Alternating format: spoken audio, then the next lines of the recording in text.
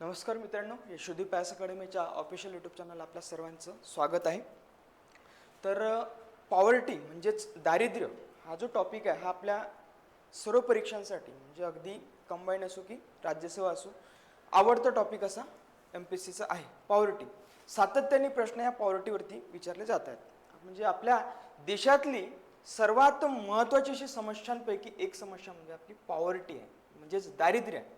दारिद्र्याचं प्रमाण आता जी आपली ही जी समस्या आहे, आपण जेव्हापासून स्वतंत्र झालो तेव्हापासून ही समस्या अजून काही सुटली का? आज स्वातंत्र्याला 75 वर्ष पूर्ण झालेली आहेत, तरी सुद्धा या समस्येनं आपला काही पाठला काही सोडलेला नाही आहे. ठीक आहे, त्याच्यामुळं आपल्याला MPSC मार्फत किंवा इतर परीक्षांमार्फत सातत्याने या टॉपिकवरती प्रश्न विचारलेले जातात. आता काठिण्य पातळी वेगवेगळ्या पद्धतीने वेगवेगळी असते. आता आपल्याला कंबाईन किंवा राज्यसेवेमध्ये वेगवेगळ्या कमिटीचे काय काय रेकमेंडेशन हे आपल्याला विचारलेलं आहे. डेटा विचारलेला आहे कमिटीच्या रेकमेंडेशनचा, तो आपण डेटा तशा पद्धतीने पाहणार आहोत. आता अगदी बँकिंगला वगैरे आहे का सिलेबसला तुम्हाला असेलच. ठीक आहे, बँकिंगला पॉवर्टी टॉपिक आहे का? असेल तर तो थोडं त्या लेवलचा विचारला जाणार आहे ना, पण कन्सेप्ट आपण पाहणं गरजेचं असेल याच्यामध्ये. ठीक आहे, किंवा कंबाईनला जर बघितलं तर सातत्याने तुम्ही बघितलं की कमिटीज विचारल्या गेल्या, दारिद्र्याच्या पद्धती विचारल्या गेलेल्या आहेत. ठीक आहे, सतत विचारल्या गेल्या, म्हणून याला आपण जबरदस्त पाहण्याचा प्रयत्न करूया, एकदम कॉन्क्रीट करू तिला. ठीक आहे, फक्त परीक्षांपुरतं करायचं म्हणजे करायचं असं करायचं नाही आपल्याला, तर एक कॉन्क्रीट ती समज बघायची की दारिद्र्य म्हणजे नेमकं काय. ठीक आहे, म्हणजे आपली कधी कधी काय असते, मानसिकता सुद्धा दारिद्र्याची असते ना, तशाच प्रकारचं असं असू नसलं पाहिजे. ठीक आहे, त्यानंतर सुरुवात करूया आपण आजच्या आपल्या टॉपिकला. ठीक आहे,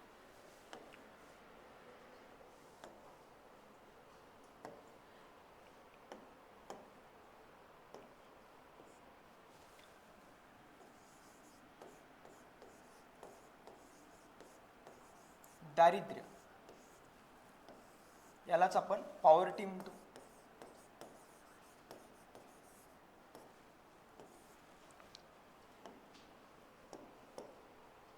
आता दारिद्र्य किंवा पॉवर्टी याच्या व्याख्या वगैरे ना मतभेद आहेत खूप मोठे. व्याख्या अशी पर्टिक्युलर तयार झालेली नाही. व्याख्या आता मतभेद कशामध्ये आहेत लक्षात येतील आपल्याला.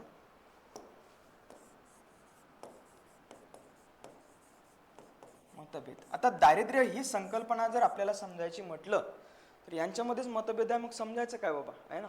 तर एक वेग अर्थाने आपल्याला समजायचं की नेमकं हे म्हणजे दारिद्र्य. आता याच्याबद्दल बघूया आपण. 3 गोष्टींमध्ये मतभेद काय आहे, याचा अर्थ किंवा व्याख्या याच्यामध्ये मतभेद आहे. ही संकल्पना काय आहे याच्यामध्ये सुद्धा मतभेद आहे. वेगवेगळ्या अर्थतज्ञांनी वेगवेगळ्या व्याख्या केलेल्या आहेत, वेगवेगळ्या संकल्पनांबद्दल सांगितले, आणि तसंच विविध सिद्धांत सुद्धा आहेत. म्हणजेच यालाच आपण काय म्हणतो, थिअरीज. डिफरंट थिअरीज आहेत पॉवर्टी बद्दलच्या. आता या थिअरीज कशासाठी निर्माण झाल्या, याचा अर्थ कशासाठी निर्माण झाले की दारिद्र्याचं काय करायचं, आपल्याला निर्मूलन करायचं आहे. दारिद्र्याचं निर्मूलन करायचं आहे. सस्टेनेबल गोल SDG, या SDG मधला आपला पहिल्याच नंबरचा पॉईंट आहे, काय आहे की 0 दारिद्र्य आपल्याला करायचं, दारिद्र्य निर्मूलन करायचं आहे. ठीक आहे, तर हा आपला याच्यामध्ये प्रयत्न असणार आहे. तर आता याच्यामध्ये मतभेद का बरं अशी, ठीक आहे, मतभेद का, याच्या अनेक कारणं आहेत. याची अनेक कारणं अशी का कोणतीही गोष्ट ना, काही गोष्टी अशा असतात का त्या स्थल सापेक्ष,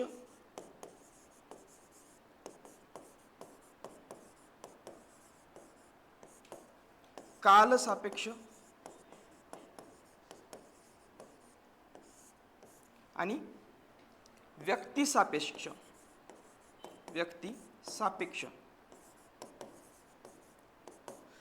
म्हणजे ही जे पॉवर्टी कन्सेप्ट आहे ना, ही रिलेटिव्ह आहे. कशी कन्सेप्ट आहे, रिलेटिव्ह. ती काळानुरूप बदलत जाते, म्हणजे या काळानुरूप ती काय होते, चेंज होत जाते. आज जर एखादी गोष्ट दारिद्र्यात असेल तर उद्या तीच गोष्ट त्यालाच आपण दारिद्र्य म्हणू शकत नाही. आता स्वातंत्र्याच्या पूर्वी जेव्हा आपण स्वतंत्र झालो, समजा आपण स्वतंत्र झालो, त्यावेळी 1947 ला सर्वात मोठी समस्या दारिद्र्य म्हणजे सर्वात मोठी समस्या भूक. काय होती, भूक. एखाद्याला जर फक्त अन्न जरी भेटलं तरी तो दारिद्र्यात नाही बाबा, किमान त्याला अन्न तरी जगायला भेटतंय. मूलभूत गरजा माणसाच्या 3 आहेत, अन्न, वस्त्र, निवारा. आणि त्यातही प्रायोरिटी द्यायची म्हटलं तर कशाला? अन्नाला. कारण की तो कशाशी संबंधित आहे? जीवन. जीवनाशी संबंधित हा एक घटक आहे, भूक. मग त्यावेळी संकल्पना काय होती त्या काळात, स्वातंत्र्याच्या काळात, की भूक हे अन्न जरी भेटलं बाबा तरी तो माणूस किमान दारिद्र्याच्या थोडशा वरती असेल. आणखी लोक मरत होते आपण बघितलं तर. मग त्याच्यानंतर प्रायोरिटी द्यायची झाली तर कशाला द्यावं लागेल? वस्त्रांना द्यावे लागेल. आणि त्याच्या पलीकडली प्रायोरिटी निवाऱ्याला द्यावी लागेल किंवा छपराला द्यावं लागेल तुमच्या, की कशा पद्धतीने आपण दारिद्र्य म्हणायचं. मग हे काळानुरूप काय होते, याची संकल्पना बदलत जाते. मग आजच्या काळात अन्न, वस्त्र, निवारा तीनही गोष्टी मिळालेल्या आहेत. मग याचा अर्थ दारिद्र्यात आहे का? म्हणजे तेव्हाची दारिद्र्याची संकल्पना आणि 2024 या वर्षातली दारिद्र्याची संकल्पना काय आहे? काळानुरूप बदललेली आहे. मग त्या 1947ला दारिद्र्याची जी व्याख्या केलेली असेल ती व्याख्या आज काल सुसंगत राहील का? नाही राहणार. म्हणजे याच्यामध्ये काय होईल? कालसापेक्ष ही व्याख्या काय होते? बदलते. म्हणून मतभेद आहेत. त्याच्यानंतर संकल्पनेबाबत सुद्धा तसंच आहे, ते पाहणार. मग आता बघूया स्थल सापेक्ष कसं. स्थल सापेक्ष कसं? आता 200च्या वर आपल्या जगामध्ये देश आहेत. त्यातले काही देश हे काय आहेत? विकसित आहेत. विकसित आहेत. त्यामध्ये पाश्चिमात्य देश. अगदी आता उदाहरण घेऊ आपण, USA, अमेरिका आणि आपला भारत. ठीक आहे. हा अमेरिका आपल्या 200-300 वर्षा अगोदर हा विकास करण्याचा प्रयत्न करतो आणि तो विकसित झालेला आहे. आणि आपण आत्ता प्रयत्न करतोय. मग याचा अर्थ विकसित म्हणजे त्याच्या कोणत्या आता समस्या राहिलेल्या नाही. मॅक्झिमम समस्या त्याच्या संपलेल्या आहेत. ज्या मूलभूत समस्या असतात त्या त्यांच्या समस्या मिटलेल्या आहेत. ते आता अगाऊचे कामं करतायत, युद्ध लावणं बिवणं. ठीक आहे, त्याच्या पलीकडे गेले आहेत ते आता. ठीक आहे. पण आपण कोणत्या त्या समस्यांशी अजूनही भांडतो, अजूनही आपण त्या समस्यांमध्ये गुंतलेलो आहोत. मग आपण प्रयत्न करतो याच्यातून बाहेर निघण्याचा, हे ऑलरेडी त्याच्यातून बाहेर निघालेलं आहे. मग आता इथं सुद्धा माणसाचं काय असते, एक किती काय असलं तरी कमीच वाटायला लागते. मग इथे सुद्धा दारिद्र्याची स्थिती असणार. मग इथे जो व्यक्ती दारिद्र्यात असेल तो व्यक्ती भारतातल्यासारखा असेल का? नाही. म्हणजे याचाच अर्थ स्थळ, इथला स्थळ आणि भारताचं स्थळ, या स्थलानुसार काय होते, व्याख्या ही चेंज होते. म्हणजे अमेरिकेतला एखादा दारिद्र्यात जगणारा व्यक्ती असेल त्याची व्याख्या काय असेल? वेगळी असेल. काय असेल? माझ्या जो गाडी नाही यार, मग मी दारिद्र्यात आहो, अशी व्याख्या असेल. माझ्याकडे 500 एकर शेती नाही आहे, तर किती एकर शेती आहे? 200 एकर शेती आहे, म्हणजे मी दारिद्र्यात आहे म्हणाल हा अमेरिकेतला माणूस म्हणेल ना. माझ्याकडे 200 एकर शेती आहे, आपल्या भारतातला अरे 5 एकर शेती आहे तुझ्याकडे, तू चांगला आहे यार, असं होईल ना. म्हणजे स्थितीनुसार किंवा स्थलानुसार काय झाली त्याची व्याख्या बदललेली आहे. आलं लक्षात? म्हणजे या स्थलानुसार सुद्धा व्याख्या चेंज होते. म्हणून मतभेद या ठिकाणी दिसतात. त्याच्यानंतर आपल्याला दिसते व्यक्ती सापेक्ष. व्यक्तीनुसार त्याच्या व्याख्या बदलत जातात. एखाद्या व्यक्तीला वाटतं की मी दारिद्र्यात आहे आणि एखाद्याला वाटतं मी श्रीमंतीत आहे. प्रत्येकाच्या नुसार प्रत्येकाच्या व्याख्या बदलत जातात. पोरगी पाहायला गेला तोच पोरगा, तर तो काय म्हणतो? मी श्रीमंत आहे, चांगला आहे माझ्याकडे सगळं. पोरगी देऊ शकता तुम्ही. तो जर सरकारी काही योजना घ्यायला गेला तर तो प्रूव्ह करतो स्वतःला मी दारिद्र्यात आहे. व्यक्तीनुसार त्याच्या व्याख्या बदलत जातात. तसं आपल्याला लक्षात येतं. ठीक आहे. कधी कधी काय होतं, काही व्यक्ती हे थोडे चांगले, त्यांची जगण्याची स्थिती सुद्धा असते, पण त्याची मानसिकता कशी असते? दारिद्र्याची असते. आणि त्याच लेवलचा दुसरा व्यक्ती असतो, त्याची मानसिकता कशी असते? थोडी मी चांगला आहे बाबा, श्रीमंतीत आहे, थोडंसं व्यवस्थित आहे माझं सगळं, अशी मानसिकता असणारी सुद्धा.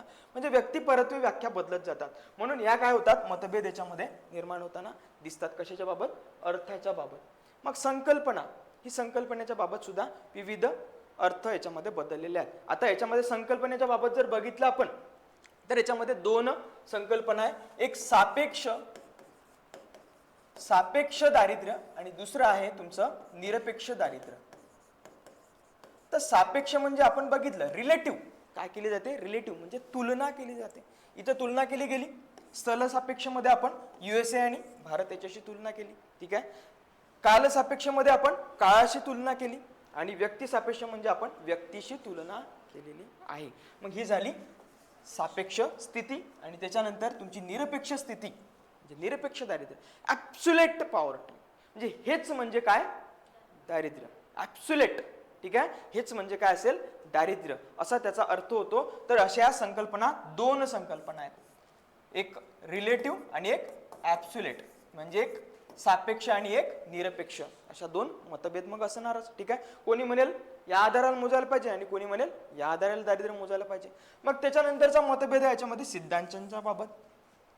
एक सिद्धांत आहे क्लासिकल आणि दुसरा आहे, किंवा क्लासिकल म्हणतो त्याला आपण, काय तर पारंपरिक सिद्धांत, ट्रॅडिशनल थिअरी. कोणती थिअरी याच्यामध्ये, ट्रॅडिशनल थिअरी, आणि दुसरी थिअरी आहे याच्यामध्ये ट्रॅडिशनल थिअरी आणि दुसऱ्या थिअरीला नाव आहे त्याच्यात की रचनात्मक theory, structural theory. Structural theory अशा दोन थिअरी याच्यामध्ये आहेत. म्हणून याच्यामध्ये आपल्याला मतभेद मोठ्या प्रमाणामध्ये दिसून येतात. ठीक आहे, तर मग याच्यासाठी आपण काही अर्थ बघूया की याचे काय काय अर्थ आहे. अर्थ कशाच्या बाबत, दारिद्र्याचे अर्थ काय. दारिद्र्याचा नेमका अर्थ की समाजातली अशी सामाजिक क्रिया की ज्यामध्ये समाजाचा एक घटक हा किमान मूलभूत गरजा सुद्धा भागवू शकत नाही. किमान मूलभूत गरजा सुद्धा भागवू शकत नाही म्हणजे दारिद्र्य. सामाजिक अशी सामाजिक क्रिया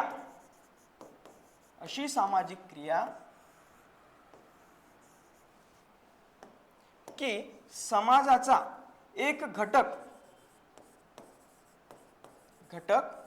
त्याच्या काही मूलभूत गरजा असतात. मूलभूत गरजा, या मूलभूत गरजा भागवण्याची क्षमता नसणे, तो मूलभूत गरजा सुद्धा त्याच्या भागवू शकत नाही. मग साध्या मूलभूत गरजा काय असतात तुमच्या, अन्न, वस्त्र आणि निवारा, या तुमच्या मूलभूत गरजा आहेत. या सुद्धा भागवू शकत नाही. त्यालाच काय म्हणतात, बेसिकली हे एक डेफिनेशन त्याला म्हणता येईल, वेगळ्या अर्थाने असं समजता येईल की म्हणजेच काय तर दारिद्र्य किंवा पॉवर्टी. ठीक आहे, असा त्याचा अर्थ आहे. मग त्यानंतर पुन्हा एक याच्यामध्ये म्हणता येईल की मूलभूत गरजा भागवता न येण्यासारखी परिस्थिती. मूलभूत गरजा भागवता न येण्यासारखी परिस्थिती.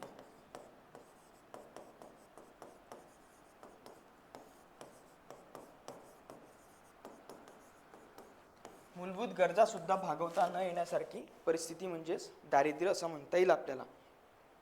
मग याच्यामध्ये जेव्हा समाजाचा एखादा मोठा गट जेव्हा या मूलभूत गरजा भागवू शकत नाही, त्याला आपण मास पॉवर्टी म्हणतो. मास पॉवर्टी त्याला आपण म्हणत असतो. ठीक आहे, तर तशाच रीतीने आपल्या देशाचे नोबेल पारितोषिक विजेते अर्थशास्त्रातले अमर्त्य सेन आहेत. आणि तशाच रीतीने आपल्या इथं आपल्या भारतीय वंशाचे अभिजित बॅनर्जी आहेत, त्यांना नुकतंच नोबेल पारितोषिक मिळालेलं आहे. ठीक आहे, अभिजित आपले अमर्त्य सेन यांना सुद्धा पारितोषिक मिळालेलं आहे, नोबेल पारितोषिक. आणि खूप जबरदस्त व्यक्ती आहेत हे. यांच्या फिलॉसॉफीज बघायच्या, दारिद्र्याच्या बाबत खूप जबरदस्त यांनी लिखाण केलेलं आहे आणि थिअरीज खूप जबरदस्त आहेत त्यांच्या. अमर्त्य सेन म्हणतात की दारिद्र्यातून निघण्यासाठी वगैरे कर्ज वगैरे वाटा, ती आपण थिअरीज बघणारच आहे त्याची. ठीक आहे, तर त्याच्याबद्दल आपण बघूया पुढे. आता आपण बघूया सिद्धांतांचं वर्गीकरण काय काय बघूया. दारिद्र्याच्या सिद्धांतांचं वर्गीकरण.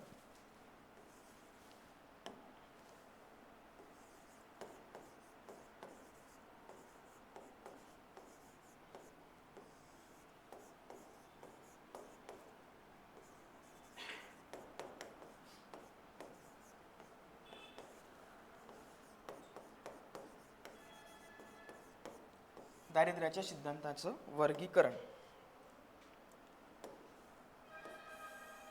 आता याचे दोन भागांमध्ये वर्गीकरण होतं. एक भाग म्हणजे तुमचा पारंपरिक सिद्धांत.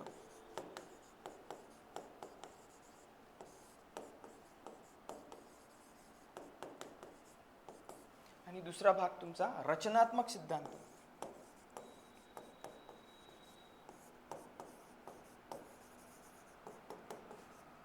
यालाच आपण स्ट्रक्चरल थिअरी म्हणू किंवा यालाच आपण आपला ट्रॅडिशनल थिअरी म्हणता येईल. ठीक आहे. तर अशा रीतीने हे दोन सिद्धांतांचं वर्गीकरण करता येईल. आता याचे काही तज्ज्ञ लोक आहेत, त्या तज्ज्ञ लोकांची नावं सुद्धा माहिती असलं पाहिजे. तर पारंपरिक सिद्धांतामध्ये लेविस नावाचा व्यक्ती आहे पारंपरिक सिद्धांताचा याचा पुरस्कर्ता. लेविस, त्याच्यानंतर मिलर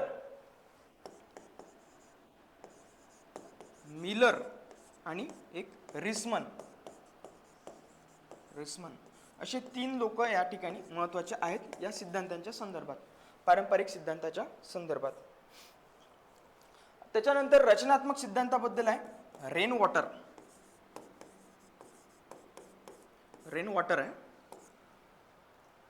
रेन वॉटर बद्दल. त्यानंतर क्लार्क येतो त्याच्यामध्ये, क्लार्क, आणि त्यानंतर येतो त्याच्यामध्ये लिबो.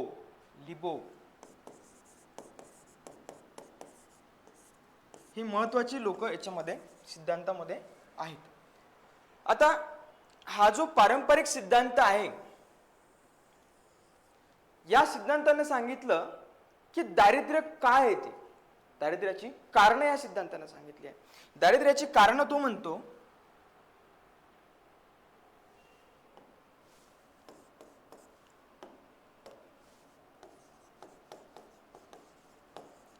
दारिद्र्याची कारणे काय. दारिद्र्याची कारणे काय हे सांगत असताना सांगतो तो की दारिद्र्य का बरं येतं. महत्वाची गोष्ट, दारिद्र्य याच्यासाठी येतं का काही लोक हे मानसिकरित्या ठरवलेले असतात की आम्ही दारिद्र्यातच आहोत. हम गरीबी है भाई, आप गरीब क्यों हो, क्योंकि हम गरीब है. तुम्ही गरीबीत का, कारण की आम्ही गरीब आहोत. पण ते हे नाही म्हणत की आम्ही प्रयत्न करतोय दारिद्र्यातून बाहेर निघायला. त्यांच्यामध्ये काय असतं, याचा अर्थ नकारात्मकता असते.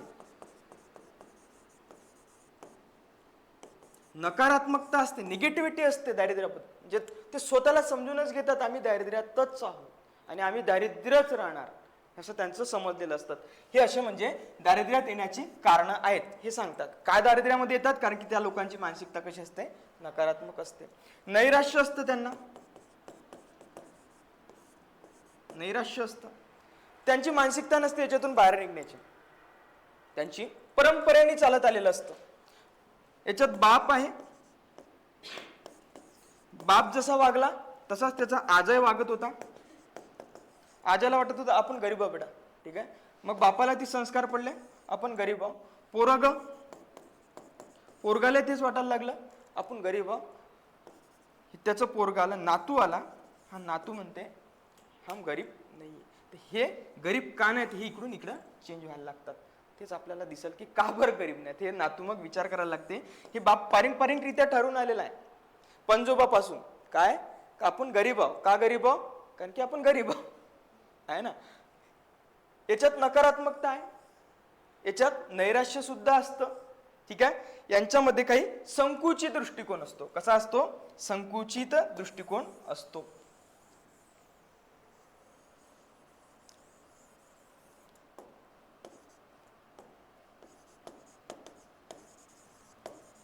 संकुचित दृष्टिकोन ते असतं ना. बरेचदा तुम्ही ऐकलं असेल, तुम्ही काय आण बापा गरीबाच्या घरी, हा. हे असे मानसिकतेवाले, ते पारंपरिक मानसिकतेवाले लोक आहेत.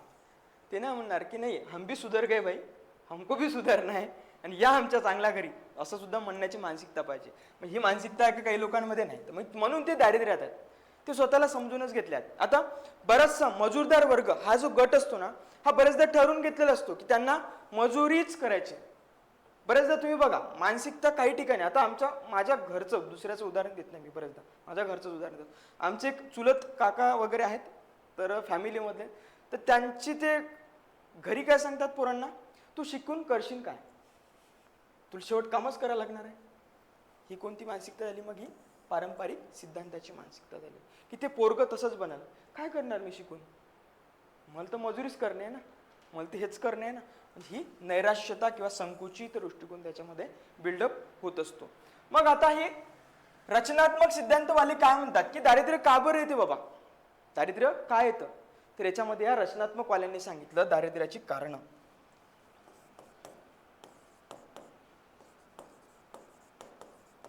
दारिद्र्याची कारणे. दारिद्र्य का येतं तर हे सांगत असताना म्हणतात की दारिद्र्य येण्याचे कारण की त्या लोकांना शिक्षण भेटत नाही, शिक्षण मिळत नाही, त्याच्यामुळे दारिद्र्य येतं. दुसरी गोष्ट, त्यांना आरोग्याच्या सुविधा मिळत नाही, आरोग्य सुविधा ह्या मिळत नाही म्हणून ते दारिद्र्यात आहेत. त्यांना रस्ते मिळत नाही म्हणून ते दारिद्र्यात असतात असं ते म्हणतात. त्याच्यानंतर त्यांना बेरोजगारी आहे, त्यांच्यात काय बेरोजगारी, ही बेरोजगारी असल्यामुळे ते लोक दारिद्र्यात आहे असे कोण म्हणतात, हे स्ट्रक्चरल वाले लोक म्हणतात किंवा रचनात्मक सिद्धांतवाले लोक म्हणत असतात. तर ही कारणं आता एका अर्थाने जर बघितलं आपण, याचं पण बरोबर वाटेल आणि याचं पण बरोबर वाटेल. म्हणजे मग काही लोकांनी काही त्याला काय म्हणतो आपण समायोजन करून विचार केला की हे बरोबर आहे आणि हे बरोबर आहे. ही पण मानसिकता असते समाजामध्ये आणि हे सुद्धा असतं कारण की त्यांना या गोष्टी मिळत नाही म्हणून ते दारिद्र्यात असतात. मग आता बापाची आज्याची पंजाची इच्छा नव्हती दारिद्र्यातून निघण्याची, पण पोराची इच्छा झाली की मी दारिद्र्यातून निघू शकतो जर मला या गोष्टी मिळाल्या तर. मग आता ब्रिटिशांच्या काळामध्ये हे भेटत होतं का, सर्वांना नव्हतं भेटत म्हणून लोक दारिद्र्यात होते. ब्रिटिशांच्या काळामध्ये आरोग्य भेटत होतं का सर्वांना, नाही, लोक साध्या शुगरनं मरून जायचे चुटकून, ठीक आहे ना, बीपीनं मरून जायचे चुटकून, असं व्हायचं. रस्ते हे नव्हतं म्हणून लोकांची लाईफस्टाईल चेंज नव्हती होत, लाईफस्टाईल त्यांना काहीतरी आर्थिक साधनं वाढायची का त्यांची. रस्ते इथून जर एखाद्या शेतकरीने माल पिकवला, तो नेण्याचा रस्ताच नसेल त्याच्याकडं, तर तो माल नेऊ शकेल का दूरपर्यंत. बरेच लोक बरेच पीक शेतामध्ये लावत नाही, ज्यांच्या शेताला रस्ता नसेल ते लोक शेतात पीक लावत नाही, मोठं मोठं पीक संत्र्यासारखी बागान, याच्यासाठी रस्ता पाहिजे असतो, डायरेक्ट ट्रक तुमच्या याच्यापर्यंत गेला पाहिजे. मग संत्रा लागवड केल्याने किंवा बागान लागवड केल्याने काय होतं, तुमचं प्रगती होऊ शकते साधे सोयाबीन आणि तूर लावण्यापेक्षा. जर तुम्ही संत्रा लावला तर चांगलं तुमचं स्थिती सुधारू शकते, दारिद्र्यातून बाहेर निघू शकता. पण बरेच लोक रस्त्याच्या अभावी लावू शकत नाही, शेताला रस्ता नाही म्हणून, किंवा काही लोक गावाला रस्ता नाही म्हणून लावू शकत नाही आणि ते गरिब्यात राहतात. त्याच्यानंतर बेरोजगारी, सर्वात महत्वाचं की देशात दारिद्र्य काय तर त्या लोकांच्या हातात पैसाच येत नाही. पैसा काय येत नाही, कारण की ते लोक बेरोजगार आहेत, त्यांच्या हाताला काम नाही म्हणून. मग सरकार याच्यासाठी काम करत असतं. हे जर केलं तर दारिद्र्यातून जनता बाहेर निघू शकते आणि याच्यासाठी केलंय सरकारने. नुकतेच रिपोर्ट सध्या जाहीर झालेले आहेत, ते आपण पुढे पुढे पाहणार आहोत, ठीक आहे. ह्या गोष्टी महत्वाच्या आहेत. त्याच्यानंतर आपल्याकडे काही बहुआयामी दारिद्र्य आहे. बहुआयामी दारिद्र्य,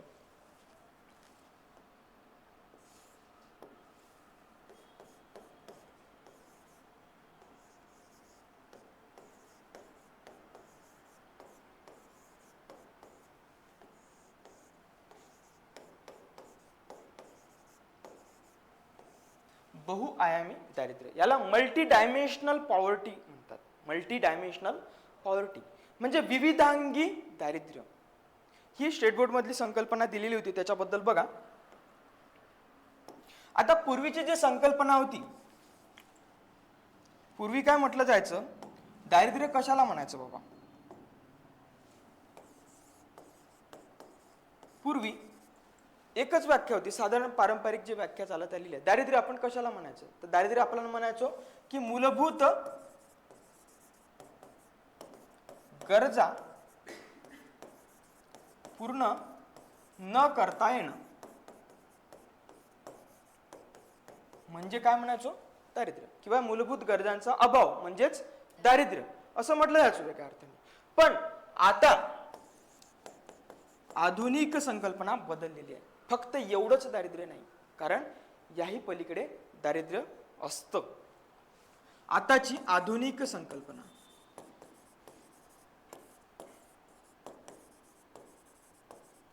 आधुनिक संकल्पना तिला आता याच्यात घेतलाय की बहुआयामी दारिद्र्य, यामध्ये मोजलं जातं बहुआयामी दारिद्र्य. ही जी संकल्पना आहे ही व्यापक संकल्पना असते, व्यापक ब्रॉड कन्सेप्ट बनवली याला. अगोदरची काय होती, फक्त एकदम नॅरो कन्सेप्ट होती, एकदम संकुचित संकल्पना. काय तर मूलभूत गरजा 3 भेटला म्हणजे झालं बाबा. मग आता नुसतं सरकारने एक रिपोर्ट जाहीर केला आणि त्याच्यानुसार फक्त देशामध्ये 11% दारिद्र्य म्हणतात. कोणाला पटन किंवा नाही माहिती नाही, कोणाला पटेलच किंवा नाही, कारण की 11% दारिद्र्य असू शकतं का, खरंच असू शकतं का? आजही लोकांची वाईट अवस्था आहे. म्हणजे का? कारण की काही लोकांचा जगण्याचा स्तर पाहता, कॉमन पीपलचा जगण्याचा स्तर पाहता सगळ्यांना काही गोष्टी भेटतात आणि मॅक्झिमम अशी संख्या आहे तुमच्या गावात, ग्रामीण भागात जाऊन बघा किंवा शहरात झोपडपट्टी एरियामध्ये जाऊन बघा, त्यांना अजूनही त्या तुलनेमध्ये काही गोष्टी भेटत नाही. त्यांना अन्न वस्त्र निवारा भेटला म्हणजे झालं का, ते दारिद्र्यातून निघाले का? नाही. त्यांना आणखी काही गोष्टी भेटायला पाहिजे. त्यांच्या घरी टीव्ही यायला पाहिजे ना, का नाही यायला पाहिजे? यायला पाहिजे. त्यांना सुद्धा बाईक असली पाहिजे, असायला पाहिजे. त्यांना सुद्धा काही दर रविवारला मटण खाता आलं पाहिजे, चिकन खाता आलं पाहिजे ना. अरे काय बाकीचे लोक खातात, काही लोक खात नाही का? कारण की त्यांच्याकडे पैसा नाही रविवारी मटण खायला, चिकन खायला. दारू म्हणत नाही, ठीक आहे, काय चिकन फक्त, ठीक आहे. कारण की आरोग्याला ज्या गोष्टी लागतात त्या, अंडी, त्यांची पण छोटे छोटे मुलं असेल त्यांना पण अंडी खायला आवडेल, भेटली पाहिजे त्यांना अंडी, ठीक आहे. तसंच त्यांचं मनोरंजनाची काही साधनं असली पाहिजे त्यांची, ह्या गोष्टी असायला पाहिजे. कारण की मॅक्झिमम लोकांना या गोष्टी प्रोव्हाइड झालेल्या आहेत. ग्रामीण भागामध्ये जर गेलात तर त्या लोकांना आजही काही गोष्टी मिळत नाहीत. त्यांना सुद्धा वाटत असेल की पाहुणा आला तर काही श्रीखंड करावं. सगळ्याच लोकांनी, मोठ्याच लोकांनी खायचं का, किंवा कॉमन पीपलनी श्रीखंड खायचं का? तर गरीब लोकांना, काही लोकांना सुद्धा श्रीखंड अफोर्ड केलं पाहिजे, त्यांना सुद्धा श्रीखंड परवडलं पाहिजे. दर रविवारी सुद्धा श्रीखंड खाता आलं पाहिजे. बायको जर मटण खात नसेल तर बायकोसाठी श्रीखंड आणता आलं पाहिजे. ही लेवल त्यांची निर्माण झाली पाहिजे, ठीक आहे. मग याच्यासाठी आपण ही कन्सेप्ट आणली आहे बहुआयामी दारिद्र्याची. तर बहुआयामी दारिद्र्य ही आपली कशी आहे, व्यापक संकल्पना आहे. मग हिला ना 2 भागामध्ये डिवाइड केलेला आहे, एक भौतिक आणि एक अभौतिक. भौतिक मध्ये काय काय गोष्टी येतात? भौतिक मध्ये येतात तुमचं शिक्षण, आरोग्य, रस्ते, शिक्षण, आरोग्य, रस्ते, त्यानंतर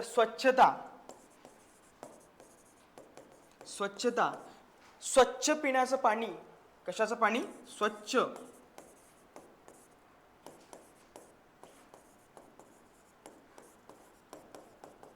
या गोष्टी त्यांना प्रोव्हाइड व्हायलाच पाहिजे. ह्या भौतिक गोष्टी डिमांड असेल त्याच्यामध्ये, या आधुनिक संकल्पनेमध्ये. आणि अभौतिक गोष्टी कोणत्या? तर सामाजिक भेदाभेद,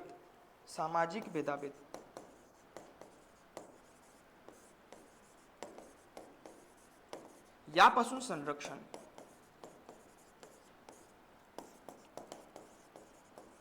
यापासून सुद्धा त्यांचं संरक्षण व्हायला पाहिजे. सामाजिक भेदाभेद म्हणजे काय रे बाबा? याच्यामध्ये स्त्री पुरुष समानता हे सुद्धा असायला पाहिजे. हे सुद्धा एक दारिद्र्याचं काय असेल, बहुआयामी दारिद्र्याचा भाग असेल. कारण की महिला किंवा बालक, बरेचदा मुली घरामध्ये जर झाली, मुलगी जर जन्माला आली तर तिला आरोग्याच्या सुविधा प्रोव्हाइड केल्या जातात का? नाही दिल्या जातात. जसा मुलगा झाला तर तसं तिच्यासारख्या त्याला सुविधा मिळत नाही. ह्या अशी अवस्था आपल्या इथं असते. ह्या अभौतिक गोष्टी आहे. मानसिकता सुद्धा बदलणं गरजेचं आहे. तुमच्या इथे हुंडाची पद्धत आहे, ही बदलायला पाहिजे.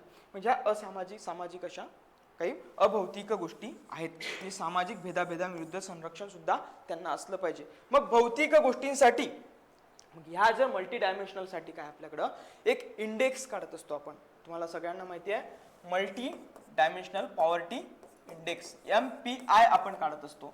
MPI मध्ये सांगतो की याच्यामध्ये आपला की दारिद्र्य देशामध्ये कसं आहे, ठीक आहे. मग त्याचे वेगवेगळे आयाम आहेत, डायमेन्शन्स आहेत. 3 डायमेन्शन्स आहेत, आरोग्य, शिक्षण आणि राहणीमान. 3 डायमेन्शन्स, आणि त्या 3 डायमेन्शन्सचे वेगवेगळे काही निर्देशक आहेत.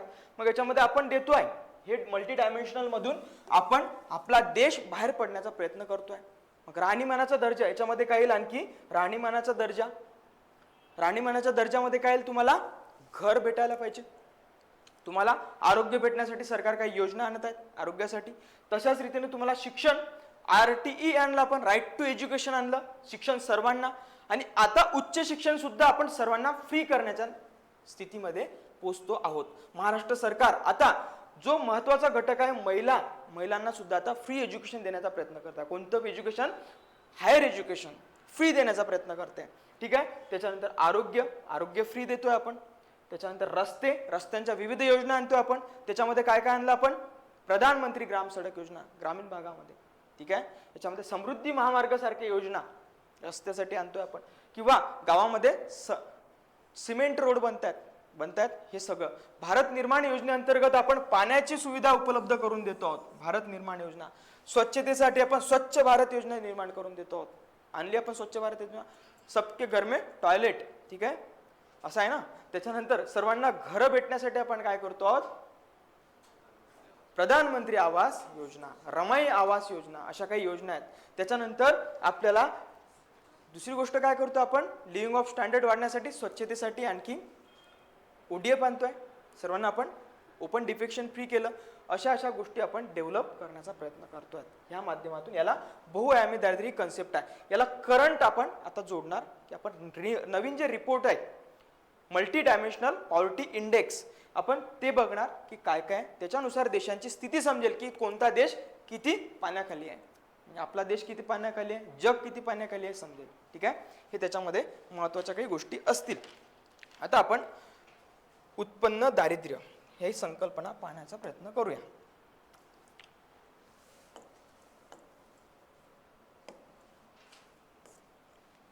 आता उत्पन्न दारिद्र्य म्हणजे दारिद्र्य मोजण्याच्या 2 पद्धती आहेत. ठीक आहे. दारिद्र्य मोजण्याच्या किती पद्धती आहेत? 2 पद्धती आहेत. आपण याच्या अगोदर बघितल्यात. मग याला आधार ना आपण उत्पन्नाचा देत असतो. कशाचा? उत्पन्नाचा. मग आता याच्यासाठी ह्या दारिद्र्य मोजण्याच्या 2 पद्धती कोणत्या आहेत? एक म्हणजे निरपेक्ष दारिद्र्य आणि एक म्हणजे सापेक्ष दारिद्र्य. आता हे उलट केलं. ठीक आहे. याच्यामुळे आपण याला साईडला ठेवू. याचं आपल्याला काम राहिलेलं नाही. हे उलट झालेलं आहे. ठीक आहे. त्याच्यामुळे हे आपलं काढूनच टाकू. थोडं समजण्यापुरतं घेऊन घ्या. ठीक आहे. तर बघा इथं आपण निरपेक्ष दारिद्र्य करूया. इथंच करता येईल एक.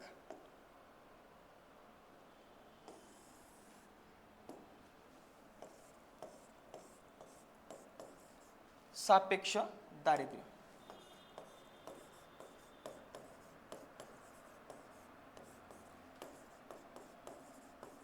आणि दुसरा आहे तुमचा निरपेक्ष दारिद्र्य.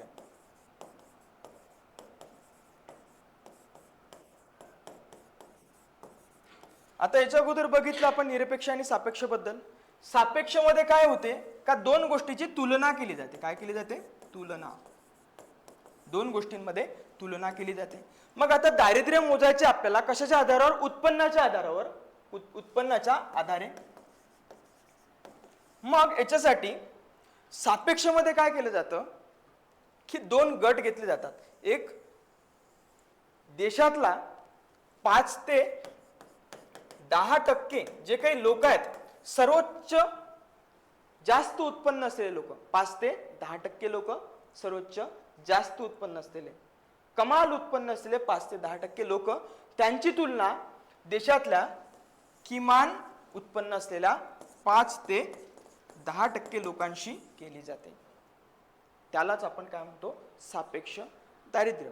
अशा रीतीनं आता हे जगातले किंवा देशातले म्हणजे अमेरिकेतले हे जे 5 लोक आहेत, 6 लोक आहेत, हे USA मधले लोक आहेत. आता USAच्या संदर्भामध्ये सापेक्ष दारिद्र्य बघूया.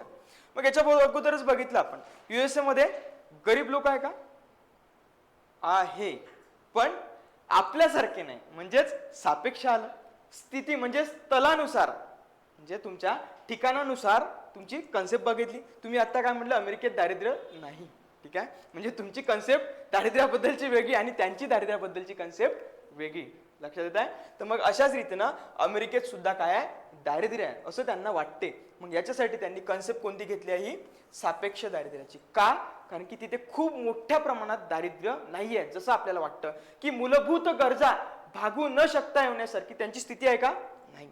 आपण आपली इथली स्थिती कशी आहे? मूलभूत गरजा सुद्धा आपण भागू शकत नाही आहोत. अशी स्थिती आपल्या भारतामध्ये आहे. मग आता इथे तशी परिस्थिती नाही, पण दारिद्र्य तर आहे. मग त्यांना मोजायचं आहे. मग ते मोजतात सापेक्ष दारिद्र्यानुसार. मग सापेक्ष दारिद्र्य कसं मोजलं जातं? तुलनात्मकरित्या. मग ह्या देशातल्या सर्वोच्च उत्पन्न असलेले 5 ते 10% लोक आणि देशातले किमान उत्पन्न असलेले 5 ते 10% लोक यांचं काय उत्पन्न आहे यांचं काढून अशा रीतीने दारिद्र्य मोजलं जातं. मग आता या ठिकाणी तुम्हाला एलॉन मस्क दिसत आहे, हे माणसं दिसतात सगळे, जेफ बेझोस वगैरे, ठीक आहे, स्टीव्ह जॉब्स किंवा तुमचे हे सगळे लोक दिसतात. हे लोक जगातलेच आहेत, पण ते अमेरिकेतले पकडूया, अमेरिकेतले सर्वात श्रीमंत लोक आहेत.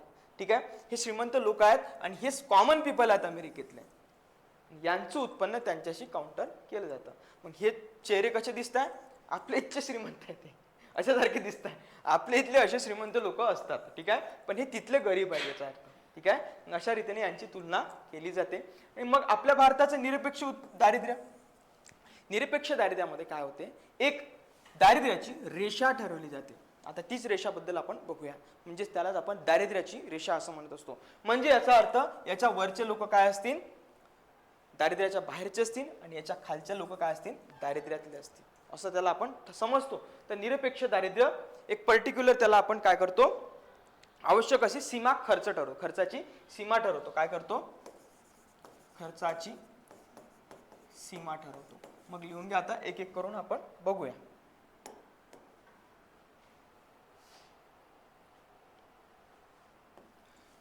एक सापेक्ष दारिद्र्य,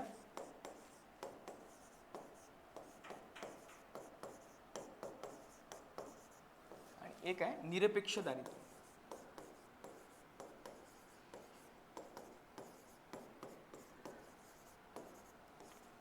सापेक्ष दारिद्र्य आणि निरपेक्ष दारिद्र्य यालाच काय म्हणतो आपण, रिलेटिव्ह पॉवर्टी, आणि यालाच काय म्हणतो, ॲब्सोल्यूट पॉवर्टी. ठीक आहे, ह्या दोन कन्सेप्ट आपल्या आहेत. मग याच्यामध्ये काय केलं जातं, दोन घटकांमध्ये तुलना केली जाते.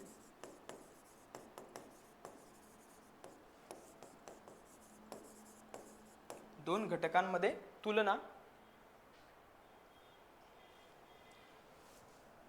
देशातले जास्तीत जास्त कमाल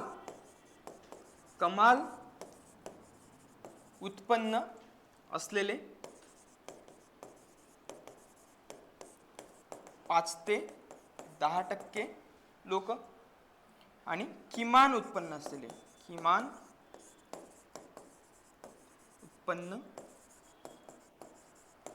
असलेले 5 ते 10% लोक यांची काय केली जाते, तुलना होते या ठिकाणी. मग याच्यावरून काय माहिती पडतं, देशातील निष्कर्ष काय होतात, याच्यातून निष्कर्ष काय निघतात. देशातील आर्थिक विषमता, आर्थिक उत्पन्नातील विषमता, याचं एक आपल्याला समज होतो की देशामध्ये काय आर्थिक उत्पन्नातली विषमता आहे, हे याच्यावरून समजते आपल्याला. मग आता निरपेक्ष दारिद्र्य,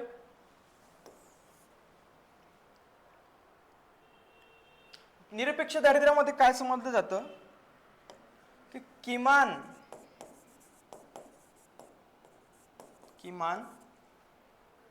जीवनावश्यक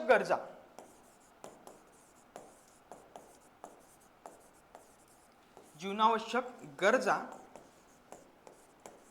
भागवण्यासाठीचा उपभोग खर्चाची सीमा ठरवली जाते. सीमा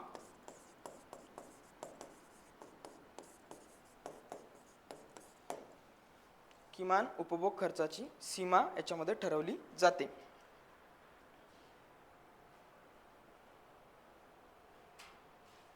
ओके,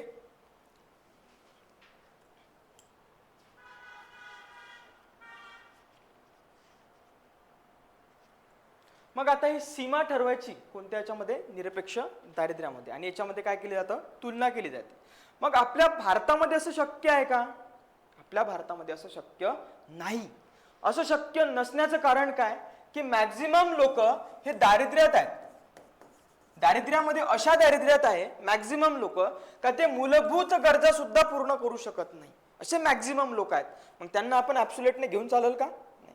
5 ते 10% लोक आहे का आपल्या इथं दारिद्र्यात असलेले? नाही, मॅक्झिमम लोक आहे. मग इथे काय म्हणतात, 5 ते 10%च लोक आपल्याला घ्यायचे आहेत. आपलं दारिद्र्य आता कुठं 11% सांगत आहे सरकार, आहे लक्षात?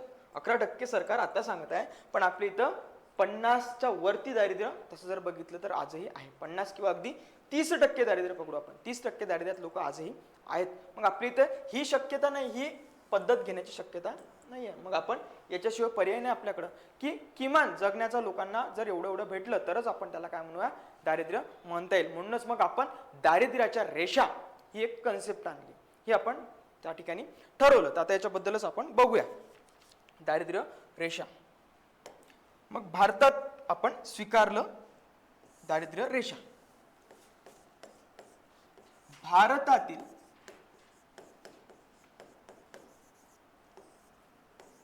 दारिद्र्य मोजमाप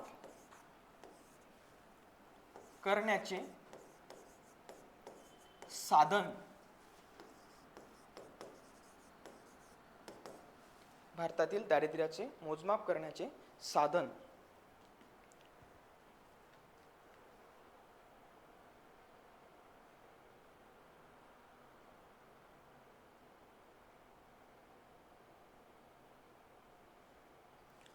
मग आता हे जर आपल्याला मोजमाप करायचं आहे दारिद्र्याचं आपल्या देशामध्ये, तर मग आपण कसं करायचं बाबा, याचे पॅरामीटर्स काय असले पाहिजे? दारिद्र्याची रेषा, तर दारिद्र्याची रेषा किमान उत्पन्न आपण कसं काय ठरवायचं बाबा? मग याच्यासाठी आपण ठरवलं की जीवनावश्यक गोष्टी काय लागतात, माणसाला काय आवश्यक आहे. सर्वात महत्वाचं अन्न, सर्वात महत्वाचं काय, अन्न. प्रायोरिटी मूलभूत गरजांपैकी कशाला देतो आपण? अन्नाला. मग हे अन्नाचा हा जो खर्च भागवण्यासाठी आपल्याला किती खर्च येतो याचा आपल्याला आधार घ्यावा लागेल. मग अन्न हे आपण कसं काय ठरवायचं? माणसाला मग काय करायचं, आपल्याला काम करायचं असतं. काम करण्यासाठी आपल्याला काय पाहिजे? कॅलरी, एनर्जी पाहिजे. कॅलरी, किती कॅलरी दिल्यानंतर लोकांना किती खर्च येतो, किती कॅलरीचा हा उपभोग घेण्यासाठी किती खर्च येतो हे पाहणं आपल्याला गरजेचं होतं. मग आता यासाठी ठरवलं आपण की मिनिमम डेली कॅलरी किती लागतात आपल्याला, किमान दैनंदिन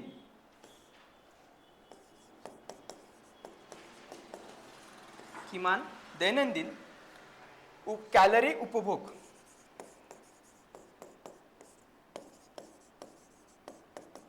किमान दैनंदिन कॅलरी उपभोग असं आपण एक केलं. मग किमान याच्यासाठी काय, मग आता एक लक्षात येत आहे तुम्हाला, काम करतो आपण, काम करायसाठी आपल्याला कॅलरी लागते. मग आता ग्रामीण भागामध्ये थोडेसे हाणामारीचे काम असतात, म्हणजे जड काम असतात. कसे काम असतात? जड असतात. आणि शहरी भागामध्ये हे हलके काम असतात, जाग्यावर बसून. एका अर्थानं किमान लोक हे थोडंसं जड काम करतात, पण जास्तीत जास्त लोकांना काय आहे, शहरी भागामध्ये हलकंच काम असतं. मग त्यांची कॅलरी बर्न होते का? जास्त बर्न होत नाही. मग त्यांची कॅलरी काय पकडू आपण? कमी पकडू. आणि ग्रामीण भागातल्या लोकांना जास्त कॅलरी लागते, मग जास्त कॅलरी त्यांची पकडू. दोन्ही जर सारखेच पकडले तर काय होईल? अन्याय होईल. ग्रामीण भागातल्या लोकांवर अन्याय होईल कदाचित, सारखंच जर पकडलं तर असं होईल. शहरी भागातल्या लोकांना होऊन जाईल सारखं, पण ग्रामीण भागातल्यावर अन्याय होईल. मग याच्यासाठी आपण सेग्रिगेशन केलं, रुरल आणि अर्बनचं. मग रुरल आणि अर्बनचं आपण सेग्रिगेशन करणार आहोत. याच्यामध्ये आपण अर्बन घेतलं आणि याच्यामध्ये रुरल घेतलं. असं सेग्रिगेशन करून आपण अर्बनसाठी म्हटलं की 2100 कॅलरी लागतात. किती लागतात? 2100 कॅलरी लागतात असं आपण त्याच्यात म्हटलं. आणि रुरलसाठी 2400 कॅलरी लागतात असं आपण त्याच्यामध्ये समजलं, असं सेग्रिगेशन करून. मग आता याच्यात ठरवलं आपण की याच्यासाठी आपल्याला काही बास्केट ठरवणं गरजेचं आहे. त्याला फूड बास्केट म्हणतात. ही आपण अशी एक बास्केट ठरवली. याला आपण टोपली म्हणतो. कशाची? दारिद्र्याची. ही आपण दारिद्र्याची टोपली ठरवली की याच्यामध्ये एवढं एवढं अन्न टाकलं की तेवढे तेवढे रुपये आता ह्या दारिद्र्याच्या किती खर्च येणार आहे, किती खर्च येणार आहे. मग एक्सपेंडिचर, मग आपण याच्यात बघितलं खर्च.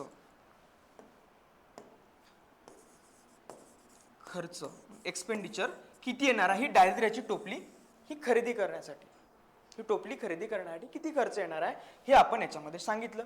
मग खर्चासाठी आपण ठरवलं की आता एक लाईन ठरवून दिली याच्यासाठी. काय ठरवली? लाईन ठरवली आपण. ही लाईन ठरवली.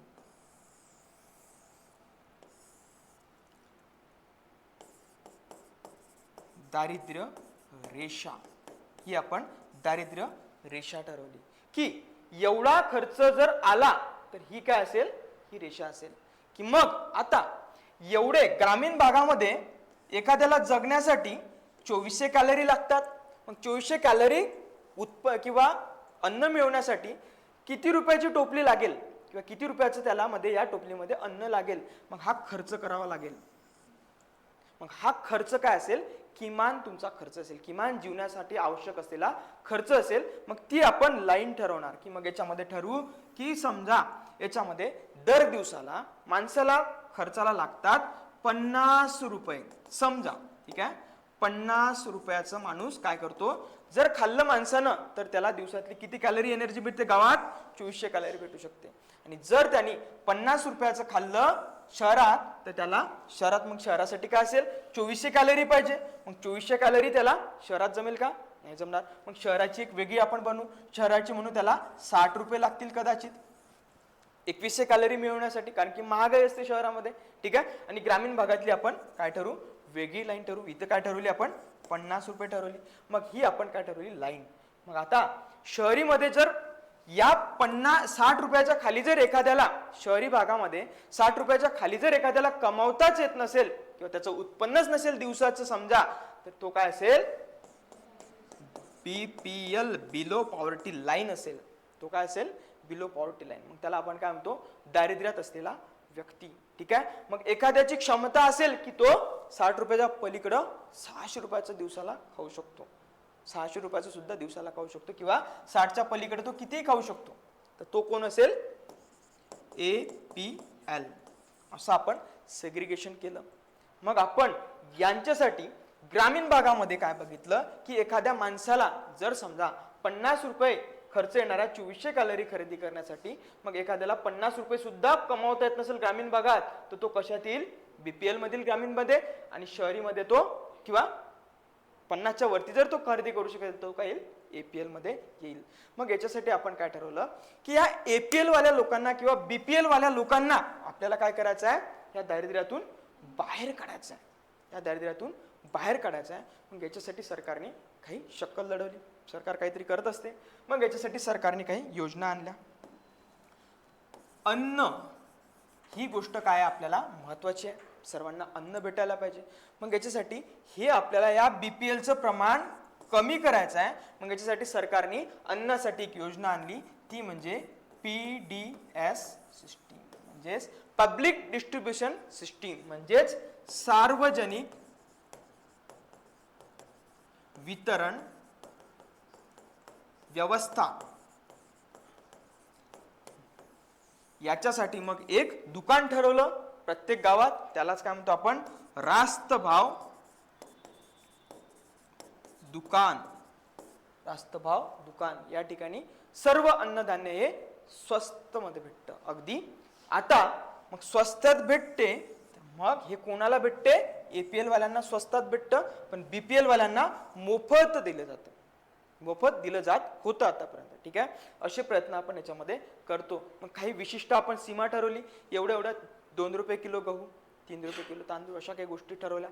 हे सगळं असं याच्यामध्ये BPL मध्ये ठरवलं जाईल. मग आपण हे प्रमाण बाहेर काढू. मग याच्यासाठी आपल्याकडं राशन कार्ड ही कन्सेप्ट आली. काय? Ration card.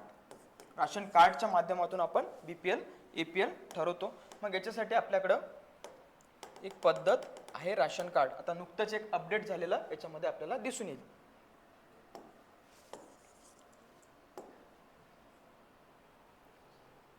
राशन नुकताच अपडेट झालेला हा एक डेटा आहे. लोकमत वृत्तपत्राचा आलेला आहे बातमी, नुकतीच आपण बघितली असेल तर एकदा बघून घेऊ आपण. ठीक आहे, रेशन कार्डचे प्रकार किती, ठीक आहे, आणि कोणाला किती धान्य मिळतं लक्षात ठेवा, भेटलं पाहिजे एवढं. ठीक आहे, तर चांगल्या गुणवत्तेचे अन्न पुरवण्यासाठी राष्ट्रीय अन्न सुरक्षा कायदा पारित झाला होता आपल्याकडं 2013. किती आहे? 2013 अन्न सुरक्षा कायदा होता आपल्याकडं. मग याच्या माध्यमातून ह्या कायद्याने काय केलं आपण, अन्न सुरक्षा कायद्याने की सर्वांना अन्न हा आपण गॅरंटी दिली की तुम्हाला अन्न भेटणार म्हणजे भेटणार. जर एखाद्याला नाही भेटलं तर त्यांना सरकारच्या विरोधात कोर्टात जायचं, असं आपण हक्क दिला. तर आता राशनचे 3 प्रकार बनवले, 4 प्रकार बनवले या ठिकाणी बनवले. याला काय म्हणतो आपण, ग्रीन आपलं कोणतं केशरी कार्ड, याला कोणतं म्हणतो आपण पांढरं कार्ड, याला पिवळं कार्ड आणि याला ब्लॅक कार्ड. मग आता दिलाय पिवळं कार्ड कशाला म्हणायचं, पिवळं कार्ड कशाला म्हणायचं. दारिद्र्य रेषेखालील लोकांसाठी, गरीब लोकांसाठी रेशन कार्ड निश्चित केलेलं आहे आणि ग्रामीण भागातील नागरिकांसाठी वार्षिक उत्पन्न किती पाहिजे, ग्रामीण भागात 64 म्हणजे 6,400 रुपये इतकं नागरिकांचं उत्पन्न कोणतं असेल, वार्षिक म्हणजे 6,400 रुपये एवढं जर ग्रामीण भागातलं उत्पन्न असेल, ठीक आहे, कोणतं वार्षिक, ज्यांचं उत्पन्न 6,400 एवढं वार्षिक उत्पन्न असेल त्यांना कोणतं मिळेल रे, दारिद्र्याखालील पिवळं शिधापत्र भेटेल. म्हणजेच त्याला आपण BPL वाले म्हणतो, बिलो पॉवर्टी लाईन म्हणतो. मग त्याच्यानंतर केशरी कोणाला भेटतं, केशरी कार्ड, केशरीवाले बरेच जण असतील. हे कार्ड ज्या कुटुंबाचे एकूण वार्षिक उत्पन्न, वार्षिक उत्पन्न, हे कशाबद्दल प्रश्न येऊन गेलेला आहे, मासिक की वार्षिक, ठीक आहे. मग हे कोणतं उत्पन्न विचारलं इथं, वार्षिक उत्पन्न, ज्यांचं दारिद्र्य रेषेपेक्षा जास्त आहे अशा कुटुंबांना दिलं जातं. म्हणजे दारिद्र्य रेषेच्या उत्पन्नापेक्षा जास्त म्हणजे किती, 6,400च्या वरती ज्यांचं उत्पन्न आहे ते काय असतील, केशरीमध्ये असतील. मग त्यांचं वार्षिक उत्पन्न किती असेल, या केशरीवाल्यांचं वार्षिक उत्पन्न असेल 1 लाख किंवा 15,000, सॉरी किती असेल, 15,000 एवढं जास्त उत्पन्न असेल 15,000च्या वरती, तर त्यांना काय भेटेल, केशरी भेटेल. यांना किती भेटेल, 6,400 वाले, हे किती वाले आहेत, 15,000 वाले आहेत. त्याच्यानंतर BPL, दारिद्र्य रेषेच्या खाली येणारे काय असतील, BPL, आणि त्यांना या माध्यमातून त्याला काय भेटेल, लाभ भेटेल सरकारचा. मग त्याच्यानंतर पांढरं कार्ड, ज्यांचं वार्षिक उत्पन्न 1 लाख किंवा त्याहून अधिक असेल, 1 लाख किंवा त्याच्यापेक्षा जास्त असेल, त्या कुटुंबातील कोणत्याही सदस्याकडे 4 चाकी वाहन जर असेल, तसंच एकूण 4 हेक्टरपेक्षा जास्त सिंचनाखालील जमीन असेल, तर त्यांना कोणतं कार्ड भेटतं, पांढरं कार्ड भेटतं. पांढरं कार्डवाल्यांचं जबरदस्त काम असतं, म्हणजे ते लोक ऊंचे लोग होते हो, ठीक है, तो अच्छा खाने वाले लोग होते, तो उनको कोई जरूरत नहीं रहती इसकी, ठीक है. पांढरं कार्ड, याच्याबद्दल एवढा हा डेटा लक्षात ठेवा, कारण की हा नुकताच वृत्तपत्रामध्ये आलाय, त्याच्यामुळे प्रश्न हमखास येऊ शकतात, त्याच्यामुळे लक्षात ठेवलं पाहिजे. आता बघूया कार्ड धारकाला काय मिळते, कार्ड धारकाला काय मिळते. आता अंत्योदय म्हणजे कोणते कार्ड झालं, पिवळं कार्ड. लाभार्थ्यांना दर महिन्याला प्रति कुटुंबाला 35 किलो रेशन मिळते. किती किलो मिळतं, 35 किलो. कोणाला, अंत्योदय कार्डवाल्यांना. अंत्योदय कार्ड कोणतं आहे, पिवळंवाला, म्हणजे BPL वाले असतात ते, ठीक आहे. ज्यामध्ये 20 किलो गहू असते, किती किलो असते, 20 किलो गहू असते, 15 किलो तांदूळ दिले जाते. लाभार्थ्यांना गहू 2 रुपये किलो दिले जातात, तांदूळ 3 रुपये किलोने दिले जातात. हे असे या ठिकाणी काय असतं, यांचा दर असतो. हे प्रश्न विचारून झालेले आहेत, खूप IMP आहे, IMP पॉइंट आहे. याला व्यवस्थित हा तुमच्याकडे मी पाठवून ठेवेल ग्रुपला, तुम्हाला आलेलाच असेल, काही माहिती नाही याच्यातलं असेलच, ठीक आहे, बघून ठेवा व्यवस्थित. प्राधान्य, मग आता केशरीवाले जे असतात हे प्राधान्यवाले कुटुंब असतात, प्राधान्यवाले कार्डवाले असतात. मग प्रत्येक कुटुंबाला दर महिन्याला किती भेटते, 10 ते 20 किलो, 10 ते 20 किलो यांना भेटतं. मग त्याच्यानंतर रेशनचं हे प्रमाण राज्यानुसार बदलत असतं. हे प्रमाण कसं असतं, केशरीवाल्यांचं राज्यानुसार बदलते. मग आता महाराष्ट्रात वेगळं प्रमाण दिलं जातं, तामिळनाडूमध्ये वेगळं असेल, कर्नाटकमध्ये वेगळं असेल, गुजरातमध्ये वेगळं असेल, असं राज्यानुसार वेगवेगळं दिलं जाईल, ठीक आहे.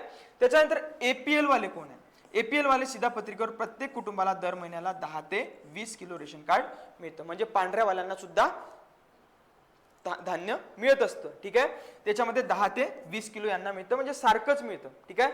यांना पण सारखंच आणि यांना पण सारखंच, हे प्रत्येक शिधापत्रिकेवर. मग पांढरं कोणतं आहे, आर्थिकदृष्ट्या सक्षम लोकांना पांढरं कार्ड दिलं जातं. या लोकांना अनुदानाच्या धान्याची गरज नसते. हे लोक पांढरे खाऊ शकतात चांगला पद्धत. हे बासमती चावल खाने वाले लोग होते, बासमती. और वो गहू कौन सा है, वो शरबती गहू खाणारे लोक हे असतात, ठीक आहे. मग त्याच्यामुळे यांना पांढऱ्या कार्डवाल्यांना गरज नसते याची. मग कार्डचं डिजिटल वितरण आता केलं जात आहे. तुम्हाला माहिती आहे थंब लावावा लागतो. आता थंबनुसार येतं, सगळं डिजिटल झालं. का डिजिटल का झालं? कारण सरकार याच्यासाठी काय करते, या पीडीएस सिस्टीमसाठी महत्वाचं, तुम्हाला महत्वाचं एक गोष्ट की अनुदान देते. अनुदान, हे अनुदान कशासाठी असतं? अन्न सुरक्षा. मग आता सरकार अन्न सुरक्षा कशी करते हे सुद्धा महत्वाचं आहे. याच्यासाठी शेतकऱ्यांवर जवळून काय करते, खरेदी करते. शेतकऱ्यांजवळून अन्नधान्य खरेदी करते. कोणत्या किमतीला? MSP दराला, मिनिमम सपोर्ट प्राइस. दरवर्षी वेगवेगळ्या अन्नधान्याला, वेगवेगळ्या याला 22 अशा प्रकारामध्ये 22 अन्नधान्याला किंवा पिकांना, क्रॉप्सला MSP जाहीर होत असते दरवर्षी. तर ते वेगवेगळे दर असतात त्याला दरवर्षी. तर यानुसार सरकार काय करते, अन्नधान्य खरेदी करते. सरकार अन्नधान्य खरेदी करून तुम्हाला, समजा गहू 2000 रुपये क्विंटल असेल तर तुम्हाला किती रुपये किलोनी देते? 2 रुपये किलोनी गहू देते. ठीक आहे. म्हणजे याचा अर्थ सरकारने काय दिली? सबसिडी, अनुदान दिलं. याच्यावरती सरकारचा काय होतो, जास्त खर्च होतो. ठीक आहे. मग सरकार आता हे कमी करण्याचा प्रयत्न करते आहे. कमी करण्याचा प्रयत्न करते आहे. मग हे सरकार अनुदान कमी करण्याचा प्रयत्न कसा करेल, की मग याच्यासाठी अनुदान हे प्रॉपर लोकांपर्यंत पोहोचायला पाहिजे, याच्यासाठी प्रयत्न करेल. मग प्रॉपर लोकांपर्यंत कसं पोहोचेल, त्याच्यासाठी सरकारने आधार घेतला डिजिटलचा. ह्या डिजिटल कसं, तर जाम म्हणजे काय, जनधन, आधार आणि मोबाईल याला लिंकेज करून, म्हणजे याचा अर्थ डीबीटी करून हे जे अनुदान आहे हे आता तुमच्या राशन तुम्हाला डायरेक्ट अनुदानात भेटणार नाही. तर सरकार काय करेल, तुम्हाला आहे त्या भावात राशन खरेदी करावं लागेल आणि अनुदान तुमच्या खात्यावरती जमा होईल. अशा पद्धतीने सरकार काय करत आहे, हे अनुदान प्रॉपर लोकांपर्यंत पोहोचायला पाहिजे असा प्रयत्न करते आहे. आतापर्यंत काय होत होतं, अनुदान कोणालाही भेटत होतं. म्हणजे याच्यामुळे काय झालं, आता सरकारच्या याच्यात पारदर्शकता निर्माण झाली. डीबीटीच्या माध्यमातून डायरेक्ट बेनिफिट ट्रान्सफर. हेच अनुदान तुम्हाला दिसत असेल सिलेंडरच्या बाबत होत्या किंवा तुमच्या गॅस सबसिडी बाबत होत्या. ते LPG सबसिडी आता तुमची डायरेक्ट तुमच्या खात्यावरती जमा होते. म्हणजे ही सगळी पद्धत अशी असते. ठीक आहे. याबद्दल काही अडचण असेल तर नक्की आपण कळवा. याच्यानंतरचे जे आपण काही बघणार आहोत की भारतातील दारिद्र्य रेषा मोजण्याचे काही साधन, याबद्दल आपण इथपर्यंत बघितलं. आता आपण पुढे बघूया. ठीक आहे. त्या ठिकाणी थांबू, भेटू आपण आपल्या पार्ट 2 मध्ये. थँक्यू, धन्यवाद.